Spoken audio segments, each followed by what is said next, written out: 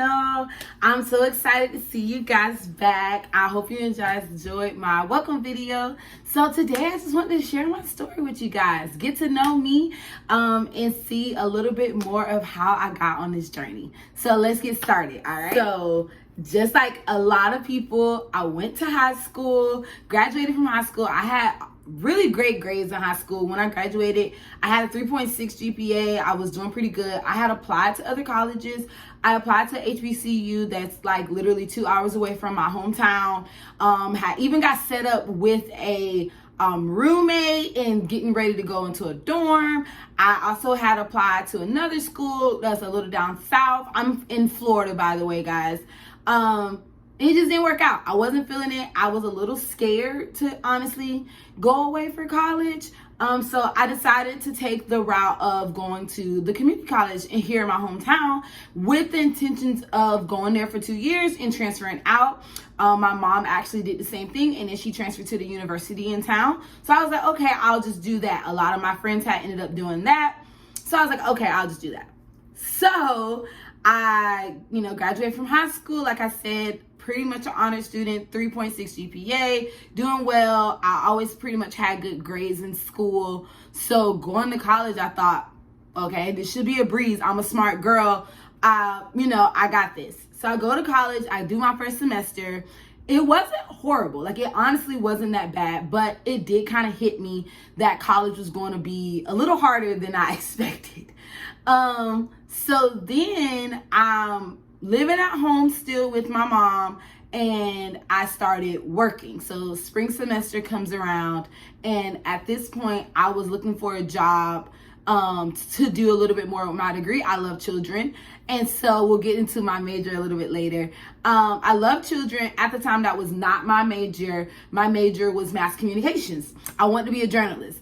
In college, in high school, I told everybody I was going to be the next Oprah. Like, I loved mass communication. I loved mass communication. I wanted to be a journalist. Robin Roberts was like my hero. I loved it. I did my senior paper on Robin Roberts. Like, I was going to be a journalist. You could not tell me I wasn't going to be the next Oprah. So that was my major. And then I started my spring semester. By this time, I had started working at a preschool. With the intentions of working there to just be an after school job. They needed a little bit more help, and I liked the money. So I went full-time and not part-time. So then my checks started rolling in, and I really liked the money, and then I started slipping away from school, and I failed classes that semester, and my GPA dropped. So then going to the summer, after the spring, I was like, okay, I'm just going to take one class that I failed, try to redo it again. I failed the class again. So at this point, I was just like, you know what? This is a lot. Some of my friends that I were going to school with, they weren't going to school anymore. I was working. I liked working. I was pretty good at it. I was like, you know what? I'm just gonna stop school for right now and just work. So I was working for the time being. I was doing great at my job. And then I had a desire to go back to school. And I was like, this is 2016 at this point. And my job, I couldn't work there anymore because when you work at a preschool in Florida, you have to have your 40-hour credentials. They give you a year to get it. And I had missed that time frame. So I was no longer eligible to work with preschoolers anymore in general. So I was like, you know what? I had got offered a nanny position. I was like, I'll just take this nanny position. I want to go back to school anyway. This would be the perfect opportunity. I can go back to school and nanny. So that opportunity worked out great. I had my car. I was nannying, still living at home, but it worked out great. I would drop the kids off in the morning, and then I would go take my classes during the day. So people thought that schedule was working great, but I wasn't in school full time. I was only taking one class, and I wasn't doing that great because I wasn't focused. I didn't really want to do it. So I did that whole year of nannying. It was really great. I tried my best to get back in school. The family that I nannied for was really, really awesome. For my birthday, they even bought me like a laptop to finish my schoolwork. It was great. It was a great year, but I did not accomplish what I needed to accomplish. Long story short, I wasn't making enough money to keep up with my car. So I lost my car that year. And so I couldn't nanny anymore. Because the whole point of me nannying for this family was I needed a car. This is also the same year I wanted to move out of my mom's house. Nothing bad. Me and my mom have a great relationship. I just want to be grown. And I was like, if I'm still going to stay in my hometown, I want to live somewhere else. So I moved out without a car, not in school full time anymore. And I went back full time to the job that I previously had, took the credential courses for the preschool and everything like that so I could be a preschool teacher.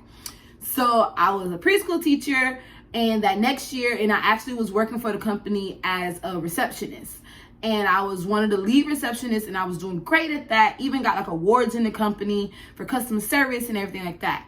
So I then got into a program with my job. The company offered a program in scholarships for me to get my CDA. A CDA, if you don't know what that is, if you're not familiar with like preschool settings and stuff like that, basically it's like, I like to say it's like the CNA of like nurses. So like CDA it is what like a teacher is, like in the public school system, but for preschool.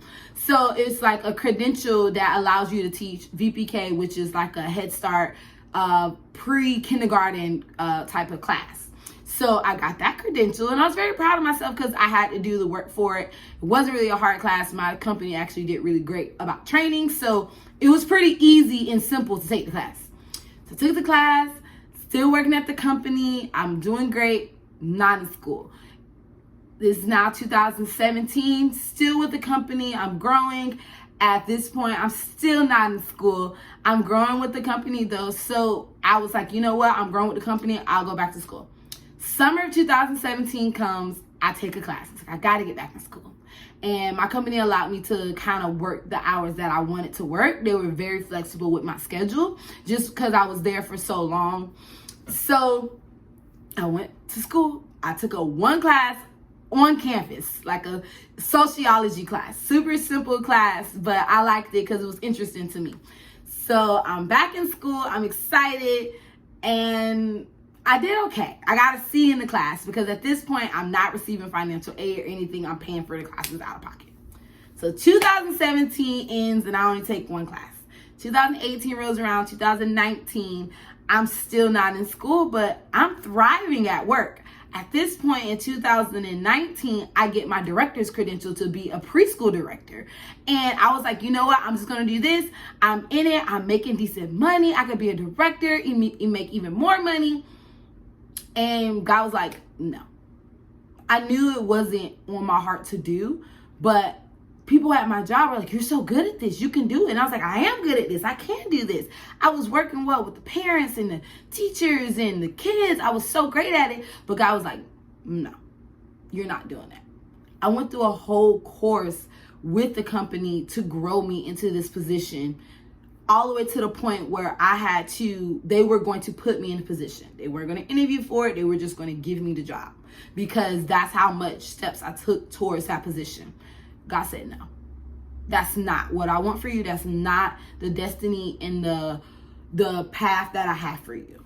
And I was like, okay, so what's next? Okay. So I had to tell them I don't want to do it. And it was very hard for me to do that just because I don't like disappointing people. You know, I'm a people pleaser and I want everybody to be happy and be in my corner. And God said, no, I don't want you to do that. So I told them no. I didn't have peace about the situation. And as soon as I told them no, I felt peace. As soon as I said, actually, I don't want to be the director. After have gone through the class, the management training and everything, getting the director's credential and all of it, I told them no. They were hurt. They were a little devastated and a little confused. They were like, what's going on? Like, why did you do that? Are you leaving the company? I was like, no, I'm not leaving. I just don't want to be this. I don't want to do this. I want to go back to school. I want to go back to school. So 2020 comes around, COVID happens, still not in school. I got offered another position at my job, interviewed for it, and I got it. And I was excited for it because it did give me a raise and it allowed me to do something that I love, which allows me to kind of coach and teach teachers the way that I like to teach, but not in the director or over the whole building type of way. So I was really excited about it, but I knew in my heart I wanted to go back to school. My dream was to go to HBCU.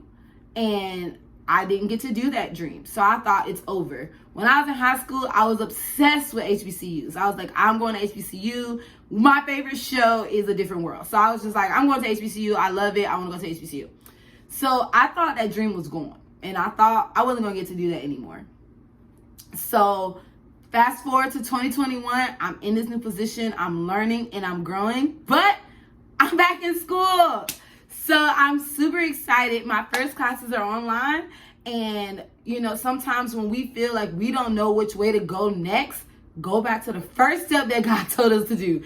And my first step was finishing school. Now I am an education major with hopes to own my own company one day, but also professional goals of being a principal of a performing arts school. I know, totally different from mass communications, but I'm so excited and I'm so thankful for the journey that God has allowed me to have, because the company that I work for actually taught me a lot about myself and what I actually really want to do with my life. I love kids. I've always loved kids. But I didn't know why God had me go through this journey. I just believe that a lot of things that I learned and that I got taught at this company, I'm going to be able to use. And I have so much experience already working with kids, working with families, being in charge of teachers and coaching and teaching. So I'm just so excited. So what's next? So right now I'm currently enrolled at the local college in my town. So the goal is, guys, I'm going to take you on this journey with me. The goal is to be